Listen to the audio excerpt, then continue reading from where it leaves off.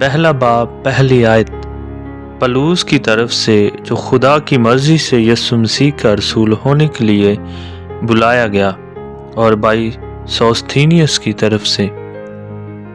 پلوس کو دمشق کی راہ پر یسوع مسیح کا رسول ہونے کے لیے بلایا گیا تھا۔ یہ بلاہٹ نہ کسی انسان کی طرف سے تھی، نہ کسی انسان کی معرفت تھی، بلکہ براہ راست خداوند یسوع نے خود بلایا تھا۔ رسول کا مطلب ہے بھیجا ہوا۔ پہلے رسول مسیح کی قیامت کے گواہ تھے۔ ان کی معرفت معجزے بھی ہوتے تھے تاکہ تصدیق ہو جائے کہ ان کا پیغام خدا کی طرف سے ہے۔ بھائی سوستھینیس مسیح میں یہ بھائی پلوس کے ساتھ تھا، اس لیے اس نے اس کا نام بھی شامل کر لیا۔ یہ معلوم نہیں کہ یہ وہی سوستھینیس ہے جس کا ذکر اعمال 18 باب 17 آیت میں آیا ہے، جو عبادت خانہ کا سردار تھا اور جسے یونانیوں نے سرعام مارا تھا۔ غالباً یہ لیڈر پلوس کی وساطت سے ایمان لایا تھا اور اب خوشخبری کو پھیلانے میں اس کی مدد کرتا رہا تھا۔ پہلا باب دوسری آیت۔ خدا کی اس کلیسیا کے نام جو کرنتھس میں ہے، یعنی ان کے نام جو مسیح یسوع میں پاک کیے گئے اور مقدس لوگ ہونے کے لیے بلائے گئے ہیں، اور ان سب کے نام بھی جو ہر جگہ ہمارے اور اپنے خداوند یسوع مسیح کا نام لیتے ہیں۔ اس خط میں سب سے پہلے خدا کی کلیسیا جو کرنتھس میں ہے کو مخاطب کیا گیا ہے۔ یہ بات انتہائی حوصلہ افزا ہے کہ دنیا کا کوئی خطہ خواہ کیسا ہی بد اخلاق اور بد کردار کیوں نہ ہو، وہاں خدا کے لوگوں کی کلیسیا قائم ہو سکتی ہے۔ پلوس کرنتھس کی کلیسیا کے بارے میں بتاتا ہے کہ یہ ان لوگوں کی جماعت ہے جو مسیح یسوع میں پاک کیے گئے اور مقدس لوگ ہیں۔ یہاں پاک کیے گئے کا مطلب ہے کہ خدا کے واسطے دنیا سے الگ کیے گئے۔ یہ ان سب کی حیثیت کا بیان ہے جو مسیح کے ہیں۔ جہاں تک ان کی عملی حالت کا تعلق ہے، انہیں پاکیزہ زندگی گزارنے کے لیے اپنے آپ کو وقف کرنا چاہیے۔ بعض لوگ اس بات پر مطمئن ہوئے بیٹھے رہتے ہیں کہ پاک کرنا خدا کے فضل کا کام ہے، جس سے انسان کی گناہ کی فطرت کا قلع کما ہو جاتا ہے۔ یہ آیت ایسی تعلیم کی نفی کرتی ہے۔ جہاں تک عملی پاکیزگی کا تعلق ہے، کرنتھس کے مسیحی ہرگز وہ نہ تھے جو ان کو ہونا چاہیے تھا، لیکن یہ حقیقت بہرحال موجود تھی کہ حیثیت کے لحاظ سے خدا نے ان کو پاک کیا تھا۔ مقدسین ہونے کے اعتبار سے وہ ایک عظیم رفاقت کے اراکین تھے۔ یہ رفاقت ان لوگوں کی ہے جو مقدس ہونے کے لیے بلائے گئے ہیں، اور ان کی بھی جو ہر جگہ ہمارے اور اپنے خداوند یسوع مسیح کا نام لیتے ہیں۔ اگرچہ اس خط کی تعلیمات میں پہلے کرنتھس کے مقدسین کو مخاطب کیا گیا ہے، لیکن یہ عالمی رفاقت میں شامل ان سارے لوگوں کے لیے ہیں جو مسیح کی خداوندیت کو تسلیم کرتے ہیں۔ پہلا باب تیسری آیت۔ ہمارے باپ خدا اور خداوند یسوع مسیح کی طرف سے تمہیں فضل اور اطمینان حاصل ہوتا رہے۔ ایک خاص ڈھنگ سے کرنتھیوں کا پہلا خط مسیح کی خداوندیت کا خط ہے۔ بہت سے انفرادی اور جماعتی مسائل پر بحث کرتے ہوئے پلوس اپنے قارئین کو مسلسل یاد دلاتا ہے کہ مسیح خداوند ہے، اور جو کچھ بھی ہم کرتے ہیں وہ اس عظیم سچائی کی تصدیق میں کیا جانا چاہیے۔ آیت 3 میں پلوس کا مخصوص سلام درج ہے۔ فضل اور اطمینان پلوس کی پوری خوشخبری کا خلاصہ ہے۔ خدا کا فضل ہر برکت کا سر چشمہ ہے، اور اطمینان مسیح کے فضل کو قبول کرنے کا نتیجہ ہے۔ یہ عظیم برکتیں ہمارے باپ خدا اور خداوند یسوع مسیح کی طرف سے ملتی ہیں۔ پلوس خداوند یسوع اور ہمارے باپ خدا کا بیان ایک ہی سانس میں کرنے سے نہیں ہچکچاتا۔ نئے عہد نامے میں ایسی سینکڑوں تراکیب ہیں جن میں خداوند یسوع کے خدا باپ کے برابر ہونے کا مفہوم پایا جاتا ہے۔ پہلا باب चौथी आयत। मैं तुम्हारे बारे में खुदा के उस फजल के बाइस जो मसीह यस्सु में तुम पर हुआ हमेशा अपने खुदा का शुक्र करता हूँ। सलाम करने के बाद पौलुस रसूल उस अजीब और शानदार काम के लिए खुदा का शुक्र करता है जो उनकी ज़िंदगियों में हुआ।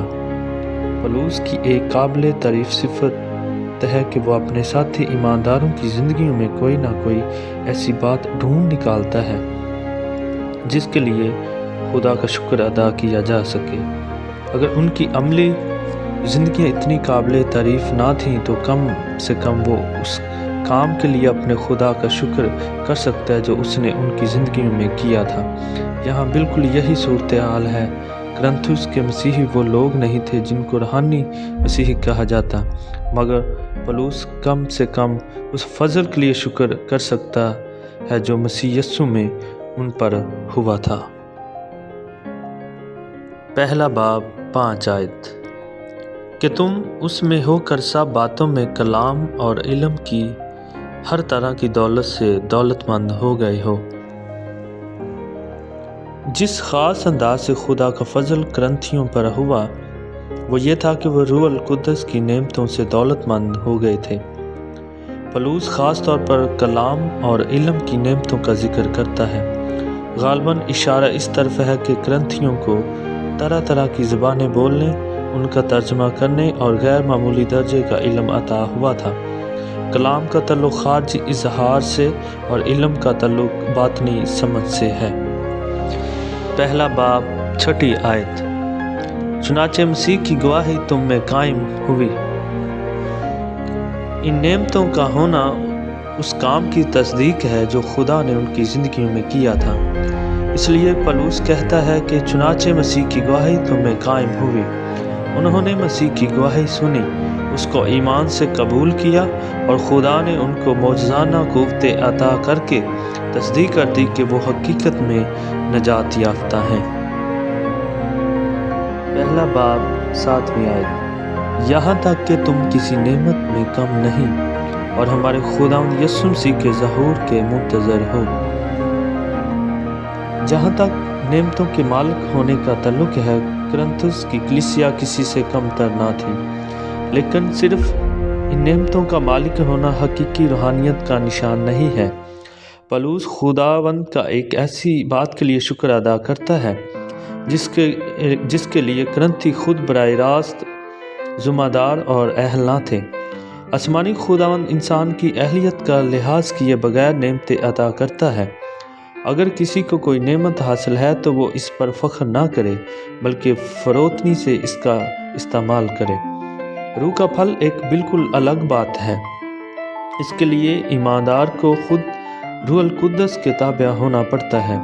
पौलुस कुरिन्थियों की ज़िंदगियों में रूह के फल के लिए उनकी तारीफ़ नहीं कर सकता था, मगर सिर्फ इस बात के लिए जो खुदा ने अपने अख्तियार मुतलक से उनकी ज़िंदगियों में की थी और जिस पर उनका अपना कोई अख्तियार नहीं था।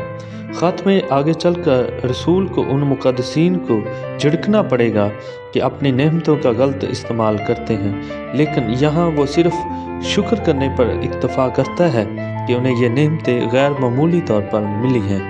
कुरिन्थी बड़े इश्तियाक से हमारे खुदावंद यीशु मसीह के ज़हूर के मुंतज़र थे। बाइबल मुक़द्दस के उलमा में इस ज़हूर के बारे में इख्तलाफ पाया जाता है। बाज़ का ख्याल है कि इससे खुदावंद का अपने मुक़द्दसीन के लिए आना है। पहला थस्सलुनीकियों 4 बाब उसकी 13 से 18 आयत, या मुक़द्दसीन के साथ आना। दूसरा थस्सलुनीकियों 1 बाब 6 आयत से 10वीं आयत मुराद है, या दोनों मुराद हैं। पहली सूरत में मसीह का ज़हूर सिर्फ ईमानदारों के लिए होगा, जबकि दूसरी सूरत में सारी दुनिया के लिए होगा। ईमानदार तो फ़ज़ाई इस्तक़बाल और मसीह के जलाली ज़हूर दोनों के बड़े इश्तियाक से मुंतज़र हैं। पहला बाब 8वीं और 9वीं आयत, जो तुमको आखिर तक कायम भी रखेगा ताकि तुम हमारे खुदावंद यीशु मसीह के दिन बेअल्ज़ाम ठहरो। खुदा सच्चा है जिसने तुम्हें अपने बेटे हमारे खुदावंद यीशु मसीह की शराकत के लिए बुलाया है। अब रसूल इस यकीन का इजहार करता है کہ خداوند ان مقدسین کو آخر تک قائم بھی رکھے گا تاکہ ہمارے خداوند یسوع مسیح کے دن بے الزام ٹھہر سکیں۔ ایک دفعہ پھر یہ بات ابھر کر سامنے آتی ہے کہ پولس اس بات کے لیے خدا کا شکر کرتا ہے جو خدا کرے گا، نہ کہ اس بات کے لیے جو کرنتھیوں نے کی، یعنی ان کے اعمال و کردار، چونکہ وہ مسیح پر ایمان لائے اور خدا نے روح کی نعمتیں دے کر اس حقیقت کی تصدیق کی کہ اس لیے پولس کو یقین ہے کہ خدا ان کو اس دن تک اپنے لیے قائم رکھے گا جب مسیح اپنے لوگوں کو لینے کے لیے آئے گا۔ کرنتھیوں کے بارے میں پولس کی امید کی بنیاد خدا کی وفاداری پر ہے جس نے ان کو اپنے بیٹے کی شراکت کے لیے بلایا ہے۔ وہ جانتا ہے کہ چونکہ خدا نے ان کو ہمارے خداوند کی زندگی میں شریک کرنے کے لیے اتنی بڑی قیمت ادا کی ہے، اس لیے وہ ان کو اپنے ہاتھ سے جانے نہیں دے گا۔